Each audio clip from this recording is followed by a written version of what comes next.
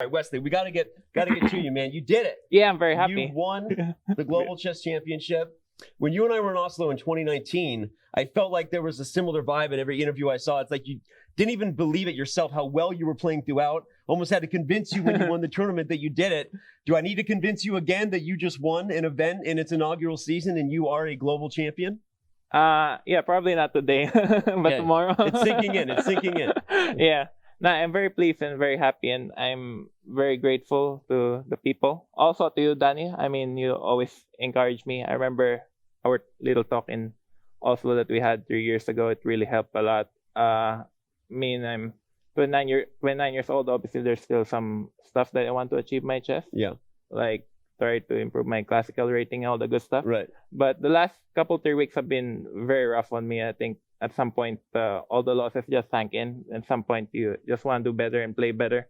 And it's incredible winning this also to not have lost any games. It's just totally unbelievable. Yeah.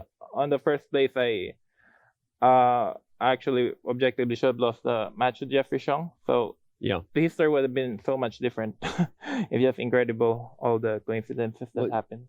You played incredible. We're going to talk a lot about your match. We're going to talk about everything we can while we have you. I mean, do you ever won $200,000 in one go? Do you have any plans?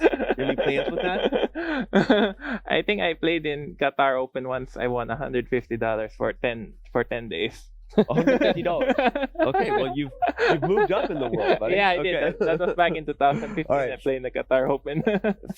Bobby, I want to ask you what questions you have for your U.S. Olympian American teammate, a guy you've played chess with so many times, and we've played a lot of tournaments recently. Actually, Wesley, you mentioned that some of the last few tournaments haven't gone so well. You've struggled a bit recently. Did that motivate you more? Yeah, definitely. I guess.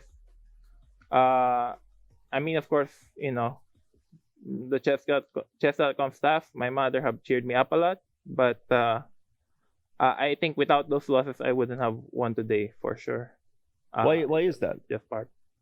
Because, when you're enjoying life, when you have everything you really need in life, and then when you're just enjoying, relaxing, watching movies, reading books, you feel like everything's going well. Like the last few months, I've just been reading the news and all that, and solving some puzzles.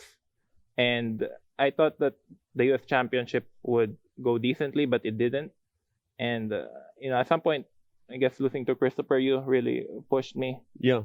And this is also the 50th anniversary of the Fischer-Spassky match. So I was actually reading all about Bobby Fischer and all about the books that I can get about him. And I'm just amazed and impressed by the fact that when Fischer was 8 years old, he already knew what he was going to be, and that is to be world champion. I realized that you really gotta push yourself. You really gotta work. But anyway, as I said, sometimes you play well, sometimes you don't, but you just try to improve and keep getting better. I'm very honored to be sitting beside the former world challenger Fabiano Caruana here. He's not that big of a deal. Don't worry. Oh, yeah, if he won 2018, then things would be. Now you're a global champion. How's that feel? Yeah. Global. Some would say global is more powerful than world. Oh, I mean, if you say them both together. I didn't get that one. Because Hikaru won the 960, right? That's only world, right? Yeah. So this is bigger. Yeah, but you've now won you've won a FIDE world title. Now you've won a global title. Amon, what does he need to do next? Well, I mean, Wesley, I was going to ask you keep referencing this Jeffrey Zhang match. Like, I wanted to ask you about the format. It's kind of unique, like another knockout tournament. And, do you really think that ultimately crowns, the strongest player at the end? Because it's very unforgiving. Yeah, that's true. It's hard to say. It's not for me to decide. Because there are different time controls. I think the format is fine. 4 games is a pretty decent amount. I don't know what Fabi thinks, but I think 4 games maybe is okay. 4, 6 games. 8 games is obviously preferable, but it's too long at home. It depends on what time format you're referring to as the strongest player. And I mean, if you start the tournament all over again, things happen. Yep. Yeah. Making it through this gauntlet to win the trophy and also win the title is nice, but you also take home $200,000. As we look at the final standings, let's see all the money that our players took home. And Wesley, tell me your thoughts about that first place prize. I know I already said it's the most money you've ever won. You confirm that, but you could probably buy a house with that. Yeah, definitely. It's like literally all my earnings this year, and then I won it in one day. So yeah, I'm very grateful to the sponsors. Obviously, this is people put up a lot of money for this stuff. You got best production crew, you got Last Electronics here, you hired a lot of people. So that's why I said this is one of the best or the best lit. So I'm very grateful to I appreciate that. For all that. And I think the most money I've won before was Millionaire Chess 8 years ago. Yeah, a long time ago. Yeah. That was the tournament that helped you decide that you actually wanted to take your professional career. You were at Webster University at the time, for those who don't remember. Mm-hmm. Wesley So wins the Millionaire Open, and that was the push you needed to kind of maybe get off the fence, right? And really go all in. At the time, you committed fully to being a player. And do you have any regrets about that? No. Okay, well, there you go. No regrets, right? Not one bit. Being a chess professional is kind of a weird life. Yeah. But it's nice as long as you're trying to achieve something. It's also a fun life, trying to improve, getting better. Because after all, having a 9 to 5 job is quite boring, doing the same thing. I agree. Wesley, let me ask you something. You said that some of the early matches you were playing in this tournament were rather difficult, and you had some close calls there. Did that give you extra confidence? Because your match against Hikaru was so smooth compared to some of the earlier moments you had against, let's say, Andreykin or against Jeffrey, as you mentioned. Yeah, it's interesting. I played so much better here than I played during the qualifier, because the first round I played Denis Lasovic and I lost the second game, and I was also losing in the fourth game, so I almost tied 2-2 and I almost didn't make it. Then I played Ivanchuk and I flagged him every game. Was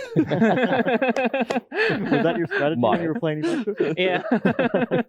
Because I watch his games on Chess24 and he's always in time trouble. Also against Ray Robson, he was in time trouble. When you're playing older people, I guess, like Kramnik, some of them did well. Some of them did well in this event. Kramnik and Chucky, give them their credit, but you're right. You're right. Yeah, Nihal, I also like to make a big shout out to Nihal. He played fantastically well during the entire tournament. Like, he was literally lower seed than every single one of his opponents, but he beat them all. Kramnik, Ding, Anish. Yep. Actually, to elaborate a bit on that, because you mentioned that you thought about that before you're playing Ivanchuk. Whenever you have these matches against a specific opponent, are you trying to think up a match strategy for all of them? A little bit, yeah. Like, for instance, I knew Hikaru would be well prepared in the openings, and I was a bit worried about that. But fortunately, my 1e4, e5 was holding, and I know Hikaru very well. I knew he would try to go into these time scrambles, so I had some ideas here and there, but it doesn't always work. I mean, obviously, I look at the openings and stuff. Like on some players, it's much easier to go 1d4 than 1e4, and it's hard to say exactly, because like Nihal plays all kinds of openings. Like, he plays 8 different openings, so I didn't need to prepare as much. Sort of like that. But you know much more about match play than me. I have very little over the board match experience compared to you, but I'm hoping one day that will change. So Wesley, I wanted to ask, like, jumping back a little bit from the individual games, like, this is held in Toronto. I'm from Toronto. Yeah. I know you have some history in Canada. You've played some events. So I mean, what are your impressions about the city of Toronto, and maybe will we get more tournaments in Canada? There's a lot of people from Toronto here, so think about that. Are there? Yeah, we got some people here. Yeah, what do you think of Toronto, Wesley? Yeah, I think Toronto is a great city. I met a few people here. They're very, very friendly and very welcoming. They're just great people. I also heard that it's one of the safest, if not the safest city in North America.